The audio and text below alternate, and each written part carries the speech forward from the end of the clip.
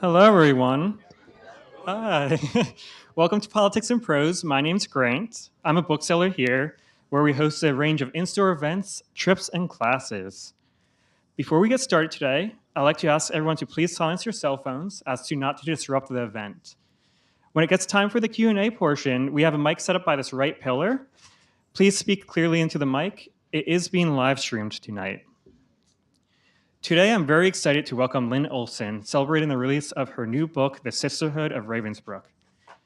Lynne Olson is the New York Times bestselling author of Empress of the Nile, Madame Fouquet's Secret War, Last Hope Island, Those Angry Days, and Citizens of London. She has been a consultant historian for the National World War II Museum in New Orleans and the United States Holocaust Memorial Museum in Washington, D.C. In her new book, The Sisterhood of Ravensbrück, Olson tells the story of the group of women who joined forces to defy Germany's all-female German concentration camp during World War II.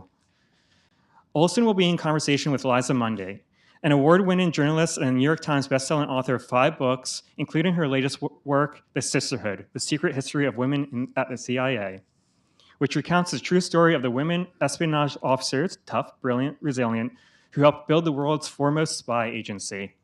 Please join me in welcoming to Politics and Prose, Lynne Olson and Liza Munday.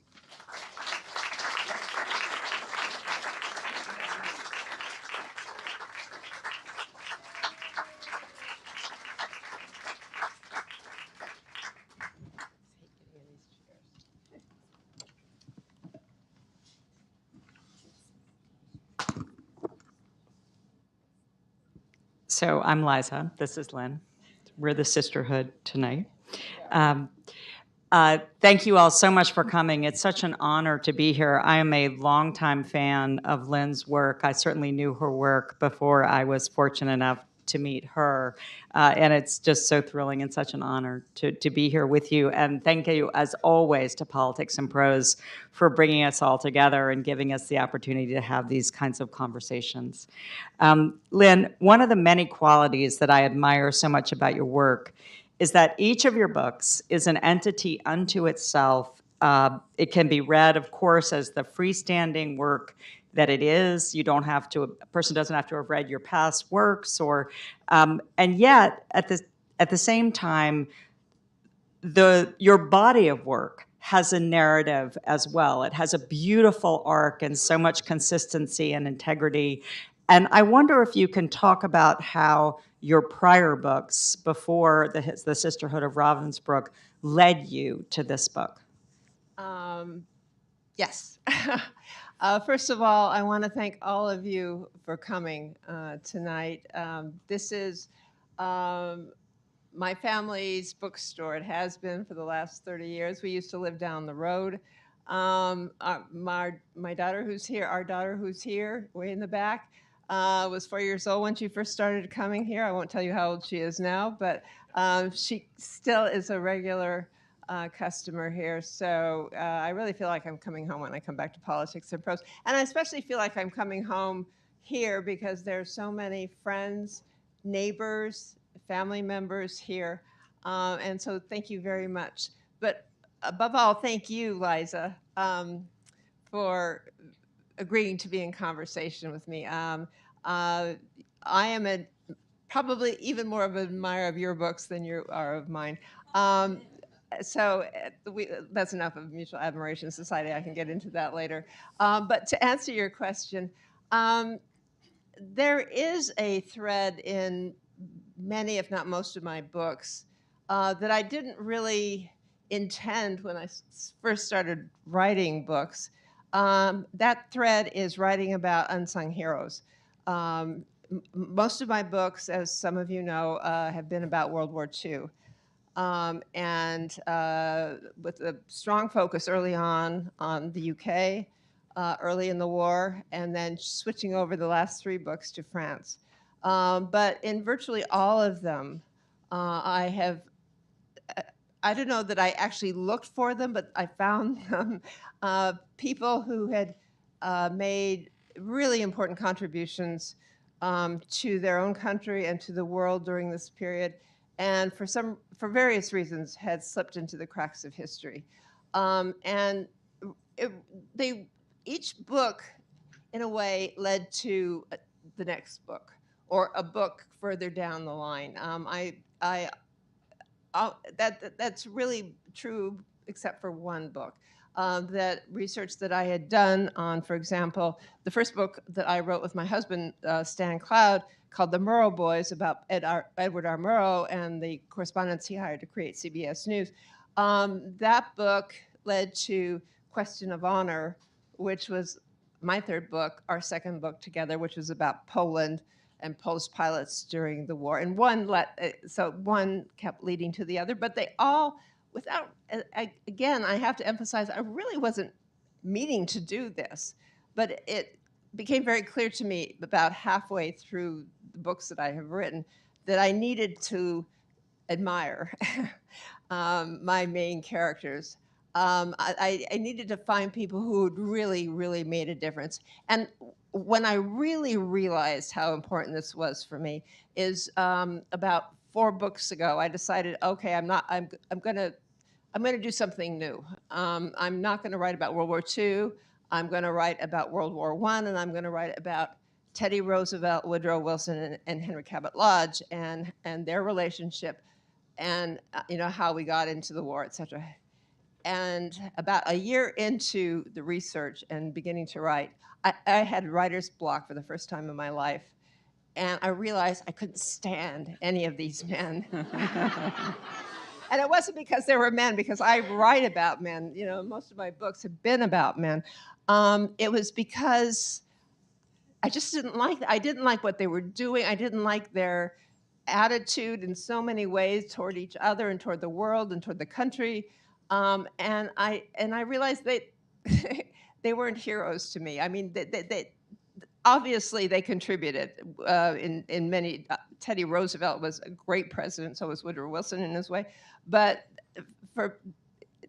they weren't for me at that particular time. So that was a really eye-opening experience, and ever since then, I really have looked for. I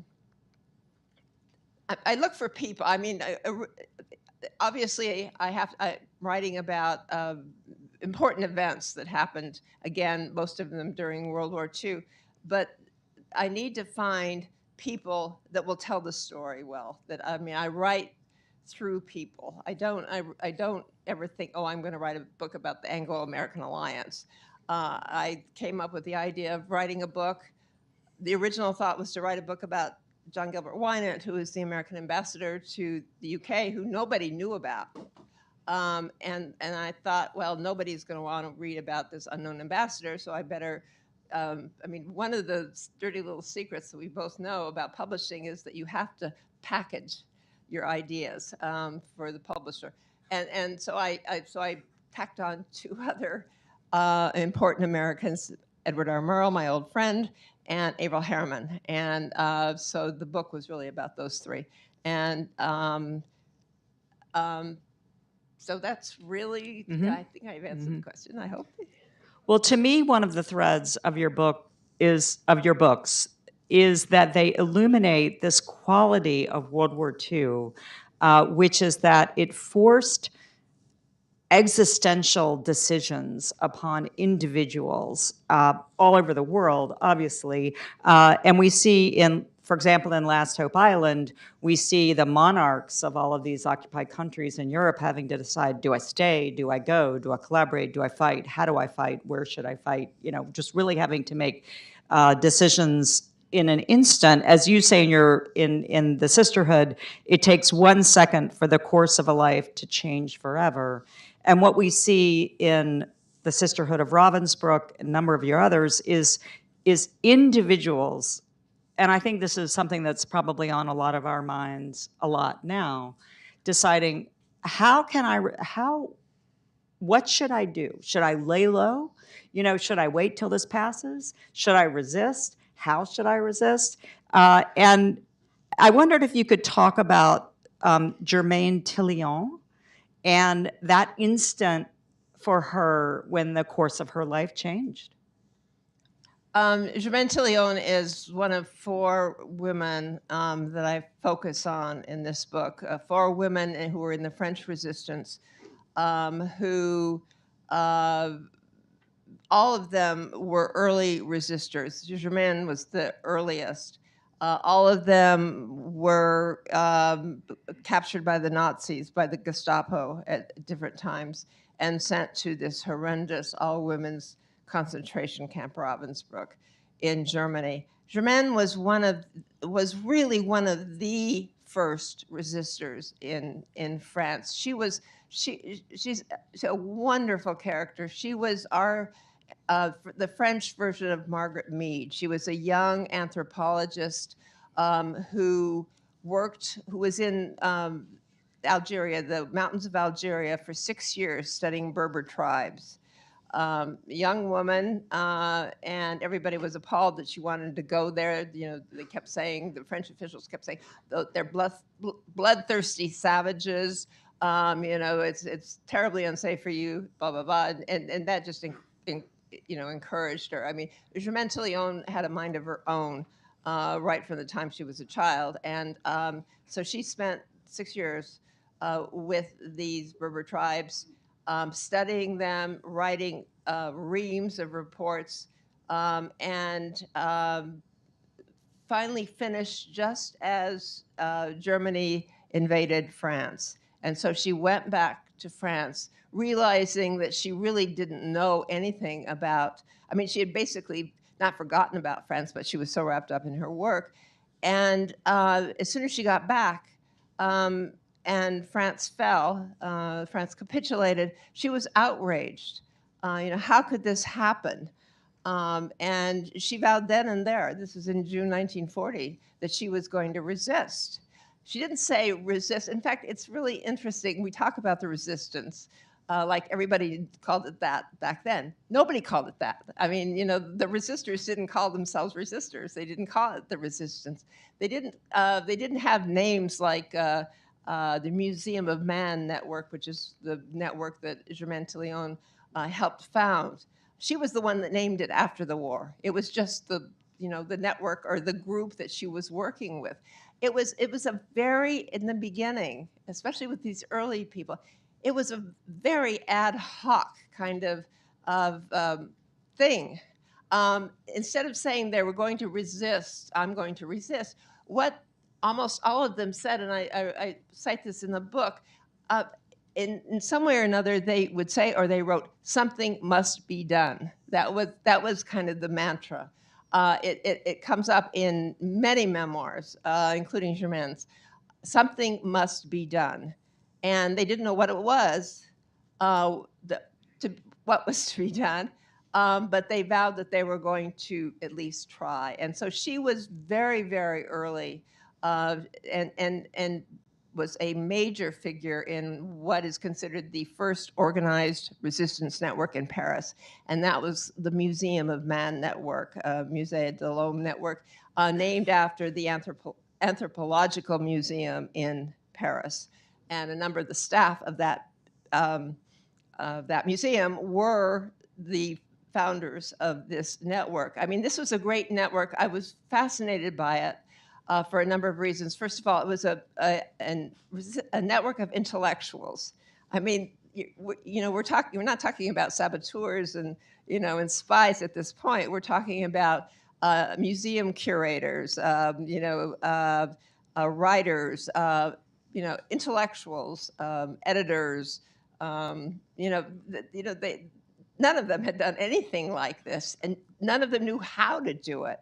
But somehow they cobbled together a network that actually did an enormous amount in many different ways. They spied on German troops. They helped Allied servicemen who had been caught behind enemy lines escape. They did a huge number of things, not knowing how to do it. It didn't last. It didn't last, not surprisingly, because the Germans were incredibly good right from the beginning at finding these people. But it was the seedbed. That network was the seedbed for the resistance, and many of the organizations that came after that really copied it. Germaine was, as I said, one of the first of all of them. And can you talk about why what we now call the resistance in its early days? And just as an aside, can I say I also take comfort in your observation in the book, or what's implicit, which is that the resistance took a while to realize itself, to figure out how to be the resistance, how to be an effective resistance. It didn't happen right away. There was some floundering or just finding your way forward. But why was it that so many members of the early resistance were female, were women?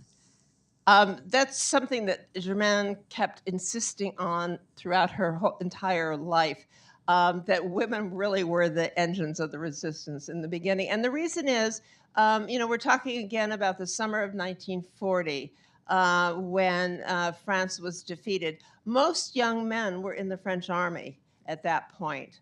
When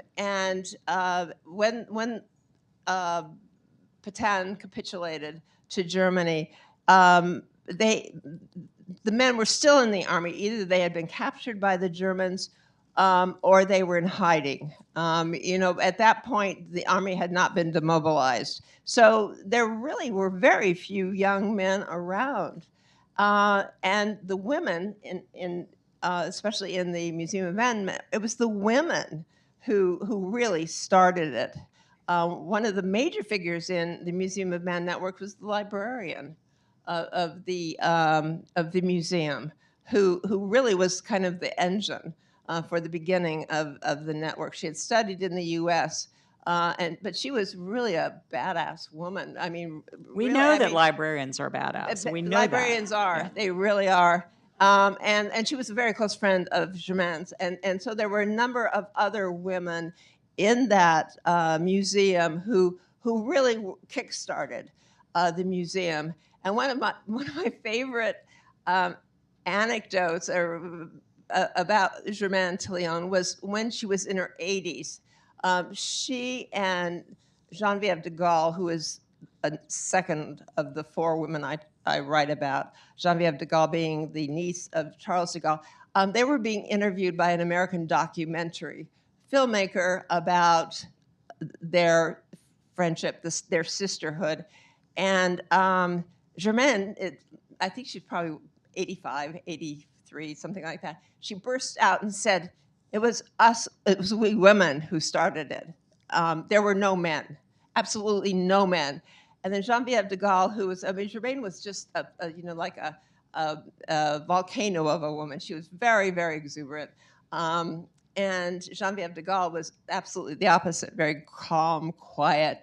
And so Germaine is just gesticulating and talking about how great women were. And then Geneviève de Gaulle pauses for a moment and says, Germaine, there were a few men. And Germaine sputters and then finally has to agree, yeah, actually there were some men. And I think it's important to point out, since these were early days, that these women were especially endangered because the tradecraft, as we call it now, was being figured out. And so they were, as you said, they were running escape lines. They were helping to evacuate downed airmen so that they could get back to England or and fly again. And so they were posing as girlfriends. They were putting them up in safe houses. They were providing, I think, Germaine's mother, Emily, was providing sort of a safe house. Wasn't that what Emily was doing? Yeah, she was. Germaine's mother was an incredible woman in her own right, and she basically, her father died when she was quite young, so she lived with her mother. And her mother did, while Germaine was working in this network, her mother worked really alongside her. She provided a safe house for Jews, particularly at that time. But she was a full-fledged member of that network. So they were also cranking out underground newspapers and leaflets and posting them. And then eventually they would be also sending radio transmissions as well.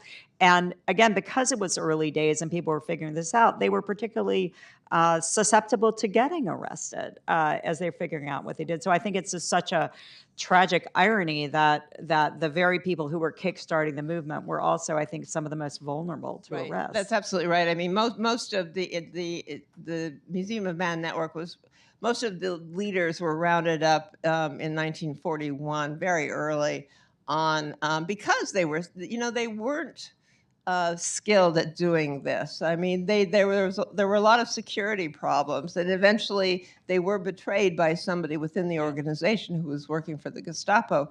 But it did take a long time. It did take a long time. But in those early years, women really were extremely important. It was as it became more professional, as it became more bureaucratic, as the resistance whole movement grew. That's when the men started taking over, and basically, the women then became subordinate for the most part, with the exception of Marie Madeleine Foucault, who I wrote about.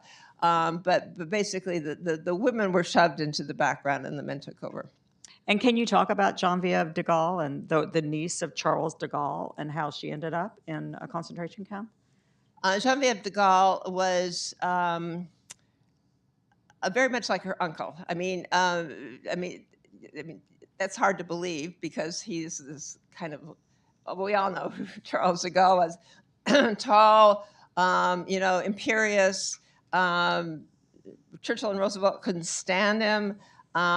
He was just the ultimate kind of difficult Frenchman. Geneviève was a very reserved, quiet young woman, but she was every bit as determined as her uncle. The de Gaulle family was a very, very they believed very strongly in the country. They believed very strongly in the resistance. They were devout Catholics, and she was a classic de Gaulle. She was closer to Charles de Gaulle than she was to her own father. Despite their very different personalities, she did have a lot of the characteristics that her uncle did. And she regarded him as kind of a father. He was the family member that she always confided in. Her mother died when she was very young, and her sister, she was very close to her sister. Her sister also died when she was very young. So she had a very, very difficult early personal life. But Charles de Gaulle was always there, and she followed him. I mean, she was just as determined to resist as he was. I mean, he was in London leading the Free French, and she was a college student. At the age of 19, doing all the things you were talking about. She was hiding people. Eventually she became involved in one of the major underground newspapers in France. But it was always she never ever put herself in the spotlight. At one point later on in her life, someone called her a hero, and she got very upset and said, "I'm not a hero. I'm not a hero." And she continued to insist on that for the rest of her life. She was very much of a hero. Oh, go ahead. Yeah. No, that's great. And what was it that got her arrested and sent to ultimately to Ravensbrück? She was a major figure in a movement, a resistance network called the Défense de la France, and it was one of the major networks in the 42, 43. It was made up mostly of students. They founded what turned out to became the biggest underground newspaper in the country. More than 400,000 copies of this newspaper would be printed. And she became basically its managing editor, and was so very, very involved in putting this out and distributing it. And she was caught doing that. She went into a bookstore to drop off some false documents, and the Gestapo were waiting for her, and she was arrested and eventually put on a train to Ravensbrück. And I know that we talked about whether or not you were going to read, and you said that you didn't feel the need to. But there was just as I was going back again through your book, there's so many really moving moments. Would you mind just reading this paragraph where Geneviève de Gaulle is in transit? Sure. So this was after she had been arrested. She was in a Paris jail for many, many months, which was true of most of the women who eventually ended up at Ravensbrück. They were sent to a jail, and it was only later that they actually were sent to a concentration camp. So she has been removed from the German jail, or the Paris jail, and as Liza said, is in a transit camp on the way to Ravensbrück. She has no idea, and none of these women have any idea of where they're going. But this is, the Germans would hold a roll call every morning at this transit camp. And let's see, it says, every morning the Germans called the roll of prisoners, hard to do with a microphone, called the roll of prisoners in the camp's main square. As each name was shouted out, a woman stepped forward, Geneviève said. There were very young girls and grandmothers, pregnant women, robust rural workers, and elegant city girls. Despite the tragedy of the hour, we looked at each other with joy and pride. It was an extraordinary image of the strength of the resistance and also of France.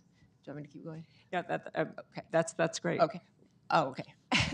No, I just, for me as a reader, that was such a just a one of many, many very moving images, that all of these individuals who had made, from all walks of life, who had made the decision to resist, were coming together at the camp. So let's talk about Ravensbrück, what it was, and why did the Germans have a concentration camp for women? Ravensbrück, as I said, was the only all-female concentration camp in Germany. It was about 50 miles north of Berlin. Probably, nobody really knows how many women were in Ravensbrück, but the estimate is about 130,000 women.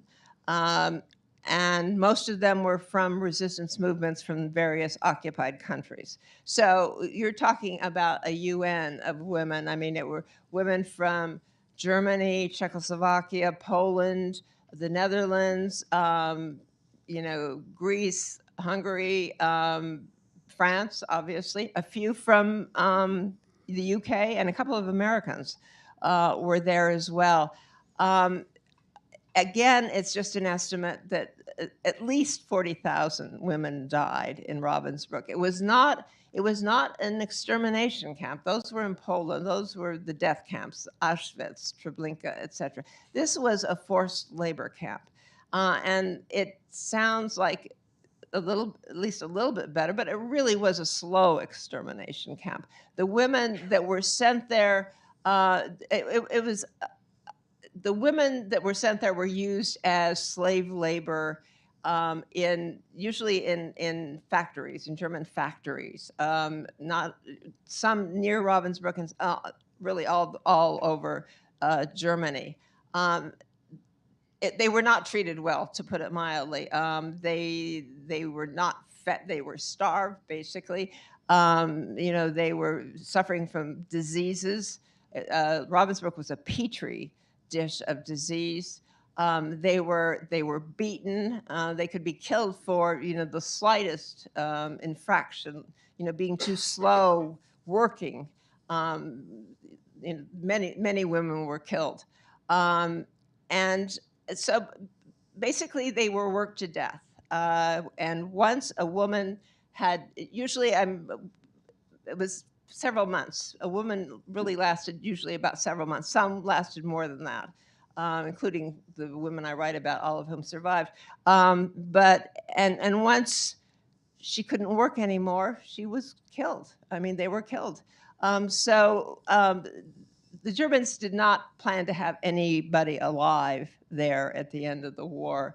So it was an incredibly grim place, to put it mildly. And none of these women had any idea of what they were getting into until they arrived there. And I think some of the most dramatic scenes that I have in the book are when they arrive. I mean, I get. Luckily, all these women that I write about wrote memoirs, and there were other memoirs from other women who were there. So it was not difficult to find out what they thought, what they felt, etc. And the terror, the horror that they experienced when they walked in and saw these walking zombies, other women, but they were zombies just kind of walking around. And it was just so horrible. I mean, many of these, they were young. They were, many of them were in their teens. They were so in their young, early yeah. 20s. Most of them. I mean, there were women like Germaine's mother who was there. She was in her 60s. Germaine herself was in her 30s. But most of them were in their 20s. They were very young. A lot of them had just, had been educated in convents. They didn't know. They had no idea of what this was going to be like. And Germaine is, as I said, is the main character in this book. And one of the reasons she is because she got there earlier. She started in the resistance earlier than most of them. She got to Ravensbrück earlier than most of them. And once she got there, she reverted back to being an anthropologist. So in order basically to keep herself sane, she started investigating. She started studying that camp like she did the Arab tribes in the mountains of Algeria, how it ran, who was doing what. And she assembled a kind of a network of her own of inmate workers, staffers who were in the office. I mean, most of them were Poles and Germans. They had been there, for a long time. And they provided her with a lot of information. They snuck out a lot of information to her. So she was able to kind of figure out how this camp operated. And so when these younger women, like Geneviève de Gaulle, arrived, she would tell them, we're talking about the French here, she would gather them together and surreptitiously lecture them, tell them what to expect and what it was like, and how the chances of their surviving were minimal, as she made very clear. And the only way they could survive was if they did two things. One is if they banded together, if they created a sisterhood. Now, that word was never used, but I mean, that's basically what she meant, that they had to create a sisterhood. They had to work together. They had to help each other. And the other thing she said is we have to resist.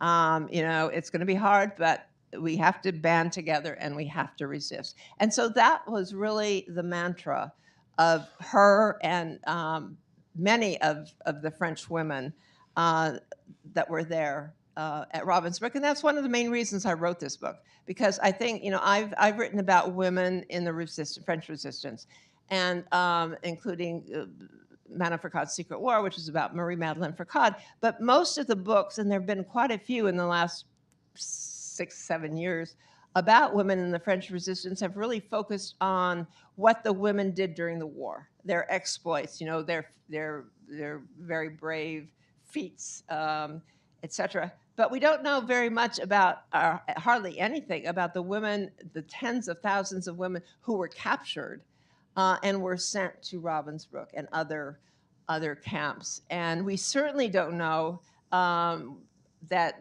in many cases they resisted there as well. So that was what really intrigued me about this story. And what are some other moments that resonate particularly with you about how they kept each other alive and supported each other in moments of just extraordinary? Because the act of resisting for a woman would lead to her being put in some even worse isolation cell or whatever. And so what to you really stood out as the examples of really saving each other's lives? Well, it was they were constantly there for each other. It was, they're not minor things, but if you were sick, people would take care of you. If you, if you were in trouble, for example, if you were working for a particularly brutal German overseer in some whatever job you were doing, they worked to get their friends worked to get you transferred. It was all it was just day-to-day stuff.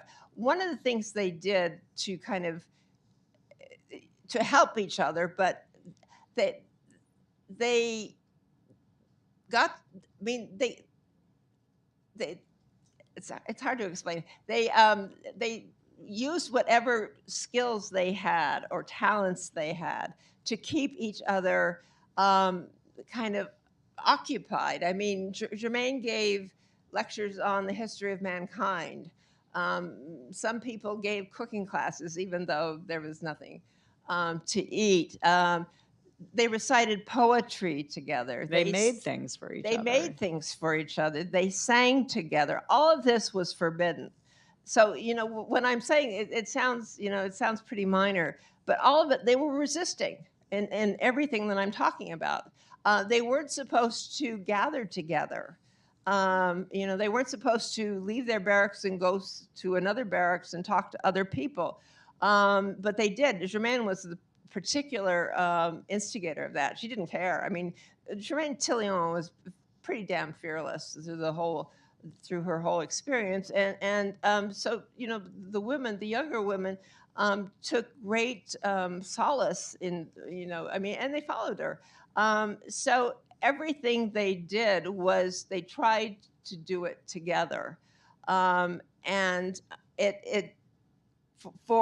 again, I'm just focusing on the French, and that was true for a number of other nationalities as well. But the French were particularly good at it for a number of reasons. I think one of the reasons that I single out, and Geneviève de Gaulle talked about it, is their caustic sense of humor. The French have a very, well, not a different way of looking at things, but they certainly, they could make fun of themselves, and they certainly made fun of the Germans. And it drove other prisoners crazy. And I'll tell, this is really kind of a horrible story, but it's a wonderful story at the same time. It was sometime late in the war. They were given little bits of soap to wash, and that was a real luxury. They usually didn't have soap. And the Polish prisoners, some Polish prisoners, told the French prisoners that they were made from, they were fat from the bodies of prisoners who had been killed and burned, etc. Which, by the way, is not true. That is a story, but it's not true. But in any event, they said this to the Poles said this to the French. And one morning, a French woman was washing in the washroom and said, "Well, I wonder who I'm washing with today." And the Poles just went berserk. And Geneviève de Gaulle, who, to me, as I said, was very reserved, and she wasn't exactly a rebel in many ways, thought it was hysterically funny. And she said, it was really cruel. It was really mean, but it kept us going. I mean, we laughed. It was funny to us. So they did. Their sense of humor, I think, really, really helped the French. I don't know about the other nationalities. And some of the moments that resonate with me, sort of large and small. There's the. I mean, I would think for all of them, for the whole time that they're there, for the entirety of the war, they are there for years and years. And there's always the feeling like, has the world forgotten me? Does anybody remember me? Will my life have any significance if I die here? Will my life have had any significance? Will anyone remember me? And there's the moment of the delivery, the Christmas package, because individual moments where a woman might be put in a cell and left there for days and days in the dark and thinking, even have my friends forgotten me? And to save each other from the sort of despair and hopelessness that could come in that mindset. The moment when, is it Geneviève de Gaulle who receives, yes, that she's been put in deepest, darkest isolation, and her friends make and have delivered to her Christmas box. Right. It was Geneviève de Gaulle, out of the blue, was yanked out of her barracks and put, and all of a sudden she was treated really, really well for a while, and then all of a sudden she was taken and put into the worst jail cell block, into a cell that was completely dark, and was just left there for days.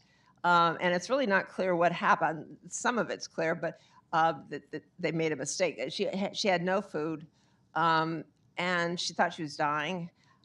Eventually, the mistake was rectified. She finally started getting food, but she was still in this little tiny cell. And the only company she had were cockroaches. And they became her pets. And so she would organize cockroach races. It was really the only thing that kept her going. And then Christmas came along. This is Christmas of 1943. And she thought everybody, she had been there a couple of months, and all her friends, the women that I write about in the book, she had no idea if they were still alive, whether they even knew that she was still alive. And she was just in the total depths of depression. She thought God had forsaken her. And then on Christmas morning, a very sympathetic, she was a German, but she wasn't an SS guard. She was an inmate herself. Came and brought surreptitiously a box, and in the box were just little tiny things, like there was a cookie, there was a bit of a fir tree, a Christmas carol that had been written out, and then this beautiful little porcelain. It looked like a porcelain doll, and dressed as a Louis XV countess or 14th countess. All beautiful hair, dressed in amazing gown, and it came from her best friend, Jacqueline Dalencourt, who had spent months or weeks working on it. She somehow procured satin and velvet and all these things, and she sewed this doll. It really, I've seen a picture of it. I haven't seen the real thing. It actually does look like it. You could buy it in a shop in Paris. That's incredible. And for Geneviève de Gaulle, she describes this in a tiny little memoir she wrote. It was earth-shattering. I mean, that she was loved, that these women hadn't forgotten her, and it meant the world to her. I mean, I can't even describe what it meant to her. All I can say is that she kept that doll for the rest of her life in a special place and wherever she was living. They kept each other alive. There's absolutely no question about that. And that is a good segue to my last question, because we want to open it up to questions, which is just to talk a little bit about the post-war period. You said that the doll, that Geneviève de Gaulle kept that doll for the rest of her life. And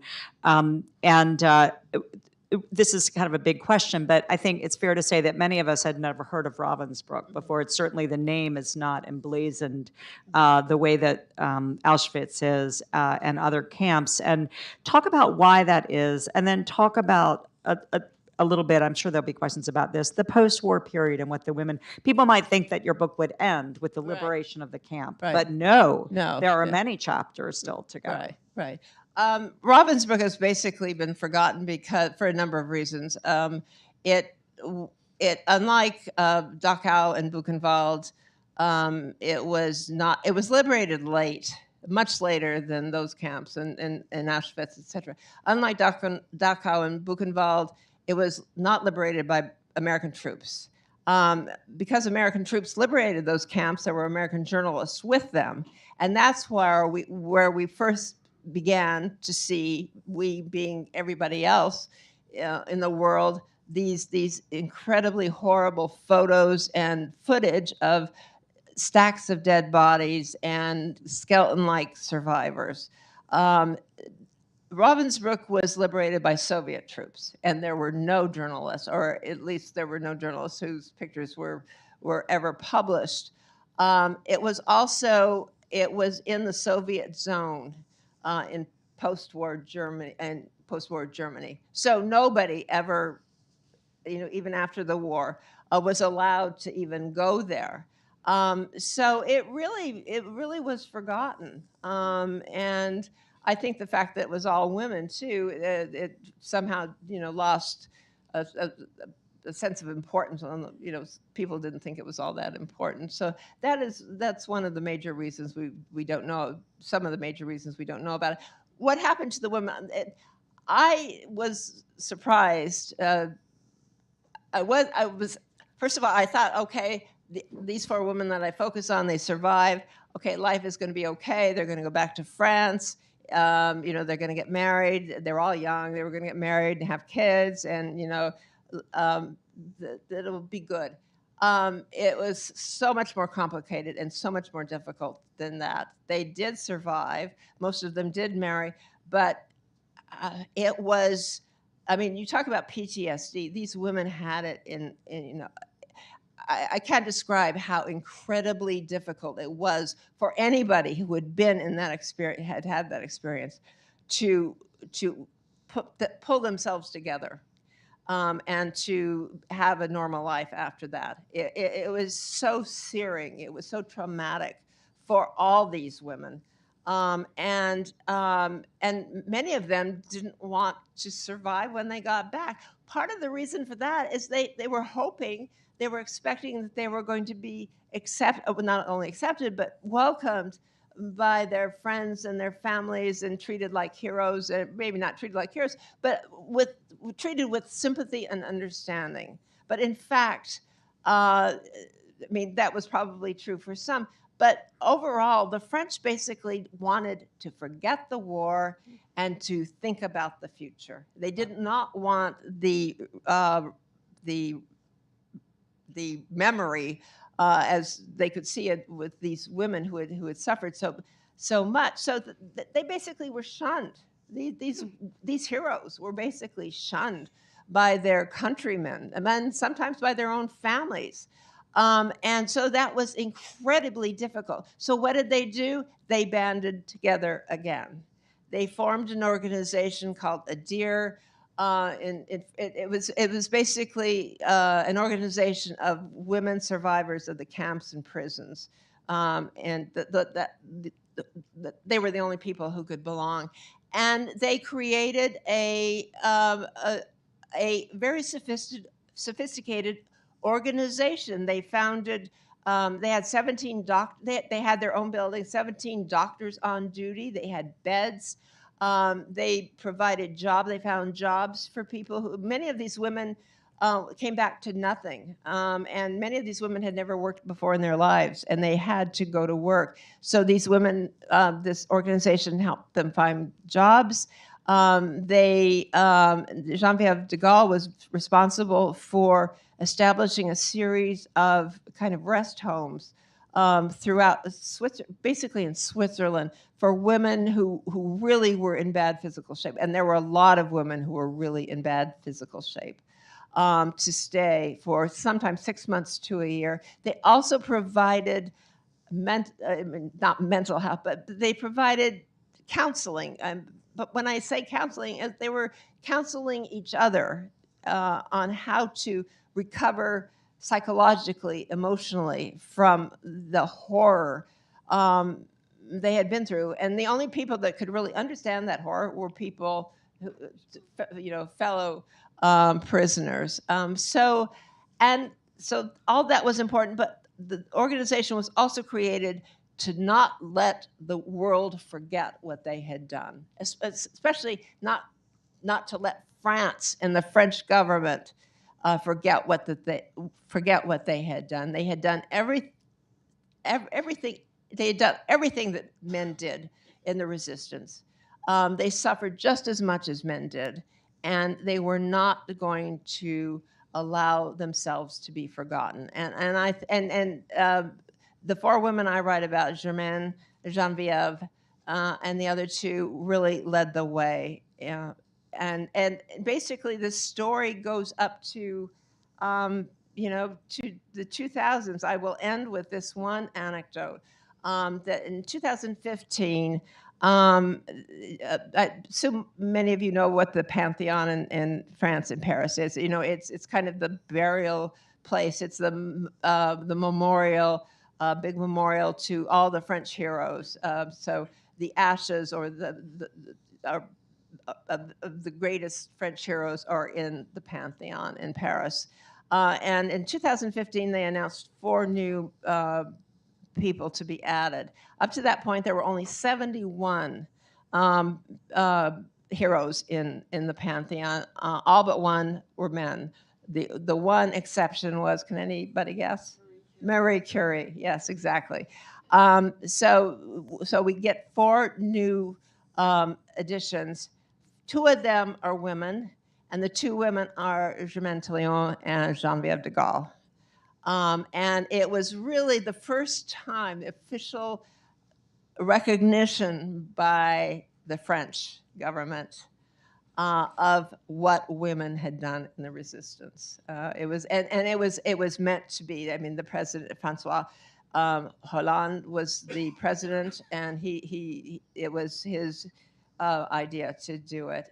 So there was a sense of triumph at the end that what these women had gone through, what they had accomplished, really was finally recognized. It just took 70 years. It took Yeah. a lot of years. Yeah.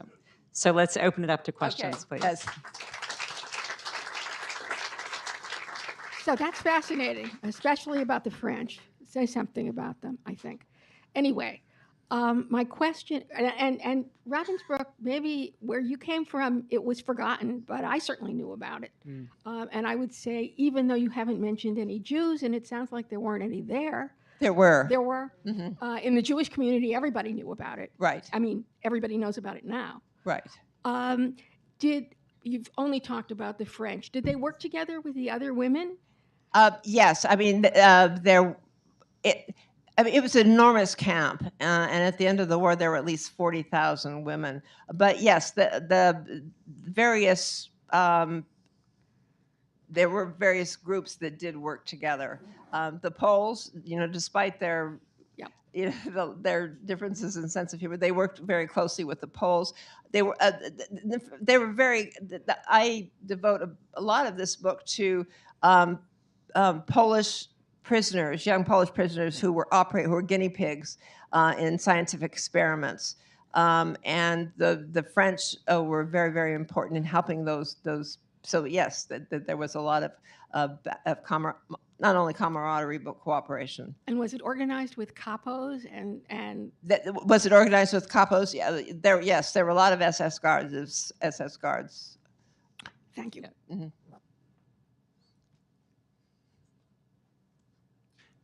Thank you very much to both of you for being here today. My name is Nathan, and I'm a recent college graduate from the Washington, D.C. area. I'm hoping ultimately to teach about Holocaust history, and that's something I've been very passionate about for a long time. I was also reading your book, Citizens of London, and I found particularly interesting the discussion about Edward R. Murrow's reaction to seeing Buchenwald, and also the advocacy of Ambassador Winnett and Henry Morgenthau for American intervention to rescue European Jewry, and those are examples of real people who you focus on. And I was wondering, how would you compare and contrast your experiences learning and researching about the Holocaust for the Sisterhood and Citizens of London? I did, when I really didn't focus on the Holocaust as such. In Citizens, the Holocaust was basically ignored because Citizens of London is focused in the UK, and they knew about it. Obviously, Churchill and Roosevelt knew about it, but did very little, if anything, about it. In Ravensbrück, there were actually a fair number of Jews, particularly at the end, when the Germans closed down Auschwitz, when the Russians were about to come in. as many of you know, the inmates were forced marched out of Auschwitz, and the women came to Ravensbrück. So there were 6,000 or 7,000 Jewish women at least in Ravensbrück at the time of the time of liberation, when the camp was finally liberated. So and so 5,000 or 6,000 Jewish women were actually freed from Ravensbrück, but it was not a Jewish camp. I mean, there were Jews in it, and throughout the war, many of whom were secret. I mean, they had come in under false names. They were in the resistance in France and other countries. They had come in under false names. They were Jewish, and nobody knew it. Thank you. And for many decades after the war, as you know, the French were very sensitive to criticism that they collectively had not done enough to resist during the occupation, especially because of the collaborationist government in Vichy. Mm-hmm. Was that criticism justified? The question is, the French are very sensitive about the reaction that the opinion that they did not do enough to resist. Partly because of their Vichy collaboration with this government, and is that criticism justified? It is to some extent, but it's also it's a very complex issue. What do you mean by collaboration? What I really object to on the part of historians from, for example, the U.S. or the UK, who criticize the French for not doing enough to resist, I say, okay, put yourself in that position. What would you do? And I think this is a very relevant question for now. What would you do? And the fact is that it took an enormous amount of courage to resist. Yes, it was only a tiny minority that did resist. But it was also a small minority that actively collaborated. The definition of, how do you define collaboration? Is it that you don't do anything to stand up to the Germans, you just keep your head down? Is that collaboration? I think you have to, right, collaborate, yes, horizontal collaboration. It's too complex a subject to just easily say that the French collaborated as a whole. Many of them did. Many of them kept their heads down. But I would say to you, unless you can say that you would do differently, then one should be very careful about criticizing. I think that's right. First of all, I just want to say I greatly admire your books, and I especially admire Freedom's Daughters. But Thank you. I have a sort of a detailed question. Primo Levi, wrote about why there wasn't more active resistance in the death camps. Uh-huh. And one of the reasons he gave is that it had gathered together a lot of strangers who spoke different languages, didn't, and there was no way of sort of developing that kind of even basic communication, much less the trust that you need to do something like that. And Ravensbrück collected women from a lot of different places. You mentioned all these. do you have any sense of how they overcame that? Okay, the question is about Primo Levi saying that, talking about why there wasn't enough more resistance in the men's camps, in right? The death camps. In the death camps. Yeah. And he said one of the reasons is because they came from so many different countries, it was very hard to communicate. And I think part of the reason why, I think Ravensbrück was very different from the men's camp. I think it was because, quite frankly, women are raised to take care of other people besides themselves. And I mean, that I think that there was this natural, well, maybe not natural, but there was this instinct to take care of each other, and that it was really, really emphasized by people like Germaine Tillion, et cetera. And it wasn't, I mean, I've read a little bit, there's been a little bit of research done, that wasn't true that much in men's camps, that they collectively didn't, deliberately come together to help each other. I mean, it certainly happened, but it not in this to the same extent that it did in Ravensbrück, and not just with the French. Thank you. Yeah, I'll add to that. I'm a fan of yours, of Citizens of London especially. My question is about source material. Here, diaries and so forth. But mostly I'm wondering, it seemed like some of your sources were based on reports from office workers as opposed to factory workers. I don't know if Geneviève or Germain were mostly in offices, or were they in factories? And did it help to have people in offices in order to be able to, I don't know, get stuff written and stuff that would survive and come out and then end up being source material for you, as opposed to people on the lines in factories where their stories would be just lost completely? Well, go ahead. I'm sorry. Is that No, that's I think. Well, first of all, the source material that I got, a lot of it was memoirs, but there's been actually a lot written about Ravensbrück, and one of my major source materials was thanks to this documentary that I referred to earlier, that was made it came out in 1990. It's called The Sisters in Resistance, and it's about these 4 women that I write about. And the filmmaker, the young American filmmaker, Maya Wexler, spent like 5 years interviewing these women separately and together. And she came up with like 35 hours of interviews. And she gave me access to those interviews. And that was a gold mine. I mean, if you read anything about Ravensbrück these days, many of the quotes, the really good human stuff, comes from Maya's interviews, and a lot of times people don't give her credit for it. But those interviews these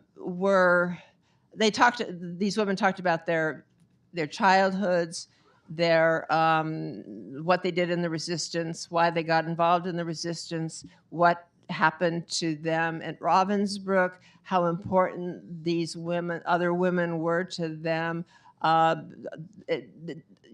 their lives afterwards. So it was thanks not largely to Maya, but certainly that was a major source for being able to, and I hope I did, really bring these women alive. I really wanted you, the reader, to get a sense of who they are and to really identify with them before they get to Ravensbrück, and then identify with them while they're there and afterwards. So, I go everywhere. I mean, I'm like a magpie. I just, try to find, particularly, the archival stuff in terms of what happened. That's fairly easy to get, but it's the human stuff that I really after. And to get to your question about office workers versus factory workers or whatever, there were a lot of different duties at Ravensbrück, and all these women worked together. Yes, there were a lot of women who did work in the offices, and they were the ones that provided information to people like Germain. There were there were women doctors, inmate doctors, and hospital people. So there was a real sense of all these women doing all these different things, but really working together to help each other. Thank you. Well, that's perfect. Thank you so much, all of you, for your attention and your great questions. And Lynne, thank you so much for writing these books. I always can't wait for your next one. But your contributions to keeping this history alive and bringing it to us it's such a precious gift. So thank you. Thank you very much. And thank you.